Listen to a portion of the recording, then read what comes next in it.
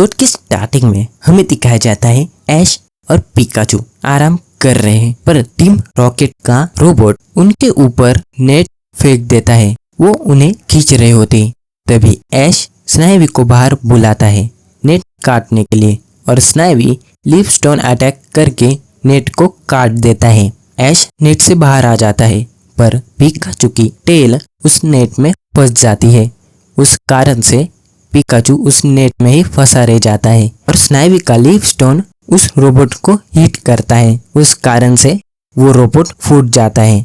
Team rocket के साथ साथ पिकाचू भी उड़ रहा होता है। तभी पिकाचू और मैव के पास उस रोबोट का एक पार्ट आकर ब्लास्ट हो जाता है। उस कारण से वो एक नदी में गिर जाते हैं। पिकाचू ऐश की कैप पहनकर एक पत्थर का सहारा लेता है, पर वो पीछे देखता है मैव के पीछे एक गैराडोस पड़ा है और वो उसके पास ही आ रहे थे। उसे देखकर पिकाचू बहुत ही घबरा जाता है और वो दोनों भागते हैं। उनके सामने एक वाटरफॉल होता है, पर वो उल्टा वाटरफॉल के ऊपर चढ़ जाते हैं। चढ़ने के बाद पिकाचू मैव के ऊपर हमला करने वाला होता है। तभी मैव उसे समझाता है कि हम दोनों खो चुके हैं, मिलकर अपने दोस्तों को ढूंढना होगा। पिकाचू मान जाता है। पिकाचू वहां से भाग जाता है और ऐश को ढूंढ रहा होता है। मैव भी उसके पीछे आ रहा था। तभी सीन चेंज होता है। ऐश को दिखाया जाता है। ऐश पिकाचू को भागते भागते ढूंढ रहा होता है और कहता है मुझे भी पिकाचू ढूंढ रहा है, चलो जल्दी। तभी मिस्टी उससे पूछती है कि तुम्हें कैसे पता है। ऐश उसे बताता है कि मुझे ये सब महसूस हो रहा है। फिर पिकाचू को दिखाया जाता है जो भागते भागते रुक जाता है। मैव उससे कहता है कि मैं थक चुका हूँ, रुक जाओ। तभी वो उसके सामने देखता है कि एक बेरी का ट्री होता है। वहां पर पिजिस उस बेरी को खा रहे होते। तभी मैव एक पत्थर उठाकर उन पर हमला कर देता है, पर वो पत्थर पिजिस को लगने की जगह एक स्पैरो को जाकर लग जाता है और वो स्पैरो मैव के ऊपर हमला कर देता है। पिकाचू स्पैरो के ऊपर थंडरबोल्ट अटैक कर देता है और उस वजह से बेरी भी जल जाती है और स्पैरो अपने साथियों को बुलाता है। पिकाचू और मैव वहां से भाग जाते हैं और एक केव के अंदर चले जाते हैं। पिकाचू उस केव के अंदर इतने जल्दी से जाता है कि उसकी वजह से ऐश की कैप केव के दूसरी तरफ जाकर गिर जाती है और उसी जगह पर ऐश बाकी सब वहां पर पहुंच जाते हैं और वो देखते हैं कि वो बेरी जली हुई है। उसे देखकर ऐश को पता चल जाता है कि ये पिकाचू ने किया है। तभी उनके ऊपर स्पैरो का झुंड हमला कर देता है। पिकाचू उस केव के दूसरे छोर आकर उस कैटरपिलर को पूछता है कि कैप कहाँ गई। कैटरपिलर कहता है कि वो कैप आगे उड़कर चली गई है, मेरे पीछे आओ।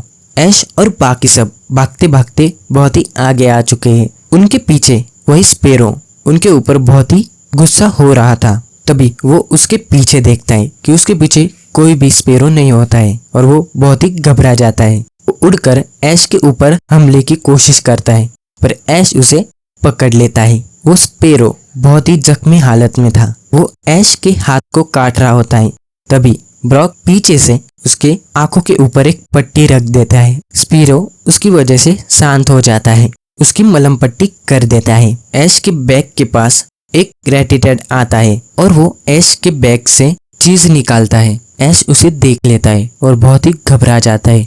वो वहां से भागने वाला होता है। तभी ऐश उससे कहता है मुझसे डरो मत, ये लो चीज खाओ। वो रैटिटेड ऐश से डरता नहीं और उसके कंधे के ऊपर आकर बैठ जाता है। और तभी ब्रॉक उससे कहता है ये बहुत ही अच्छा आइडिया है कि रैटिटेड पिकाचू की स्मेल लेकर उसे ढूंढने में मदद करेगा। रैटिटेड उन्हें वही केव के पास लेकर आता है।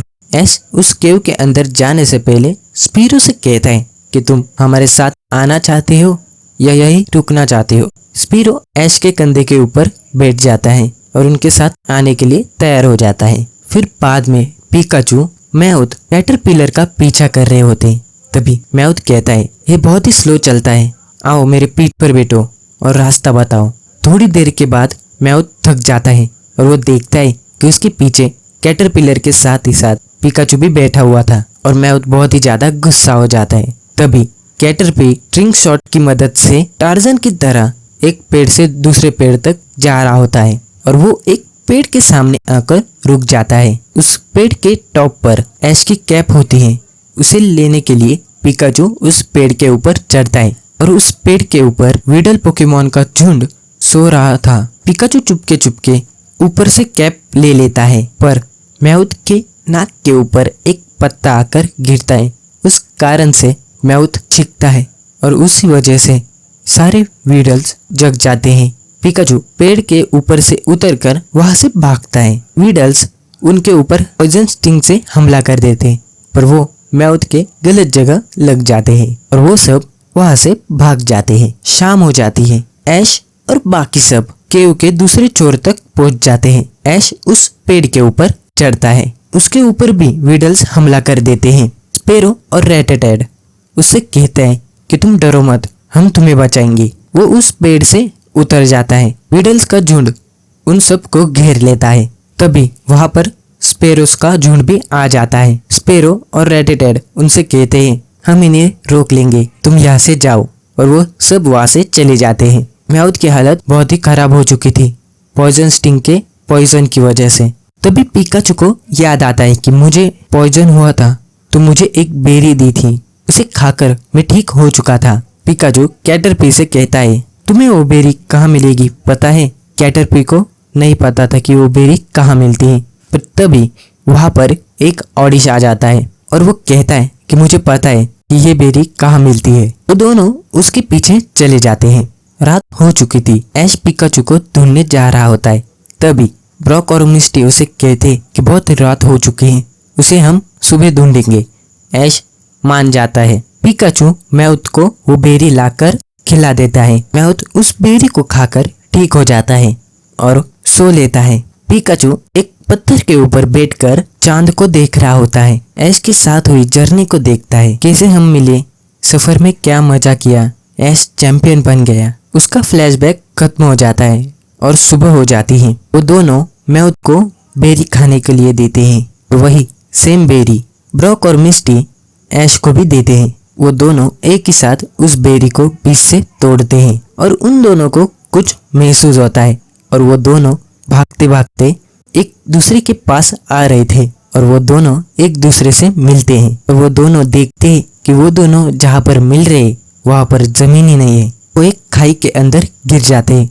तभी लाटियोस उन्हें देख लेती है और उन्हें बचाकर ऊपर ला देती है। ऐश रैटेटा और स्पीरो को मदद करने के लिए शुक्रिया कहता है। यहीं पर एपिसोड एंड हो जाता है। दोस्तों मिलते हैं अगले एपिसोड में।